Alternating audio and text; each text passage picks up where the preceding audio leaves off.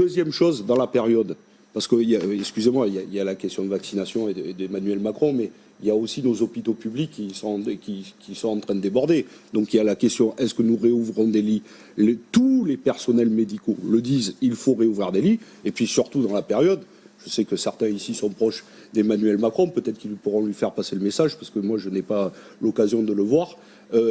Évitons de fermer des lits, notamment en Seine-Saint-Denis, qui est le département le plus touché et le moins vacciné. Et aujourd'hui encore, il y a l'hôpital Jean Verdier à Bondy qui est menacé de fermeture, ou les hôpitaux Bichat et Beaujon à Paris qui sont menacés de fermeture, ce qui évidemment pour Saint-Ouen, Saint-Denis serait une catastrophe, et évidemment les habitants de Paris.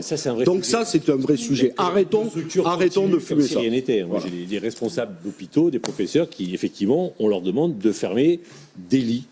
Aujourd'hui, bon, ils se battent en disant mais on va faire des... Donc on est d'accord, monsieur. Oui, non, mais il y avait l'opportunité de pouvoir... Que la technostructure continue à dysfonctionner. Mais c'est une décision politique.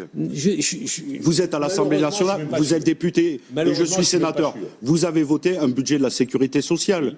D'accord ? On s'est réuni, le Parlement, au mois de novembre et décembre, sur un budget de la sécurité sociale, en pleine crise du Covid, après deux grosses vagues. Et qu'est-ce que nous avons fait? Nous n'avons pas fait un budget de la sécurité sociale à la hauteur, en pleine crise du Covid. Ce n'est pas que et du politique. Nous sommes restés sur les 3 dernières années d'Emmanuel Macron, un budget en baisse et au rabais pour les personnels soignants. Est-ce que vous trouvez ça normal? Est-ce que vous l'avez voté, oui ou non? Moi non. Mais ce n'est pas que de la politique. Mais oui, mais si, c'est de la politique. Martin Hirsch. C'est de la politique. Non, Martin Hirsch.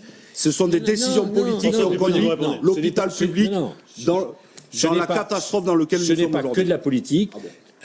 Ce que l'on peut aussi constater avec cette crise, c'est qu'à un moment, la technostructure, y compris du ministère de la Santé, pour pas dire surtout du ministère de la Santé, a quelque part pris le pouvoir. Et je veux bien que les politiques, on a notre part de responsabilité, il faut l'assumer.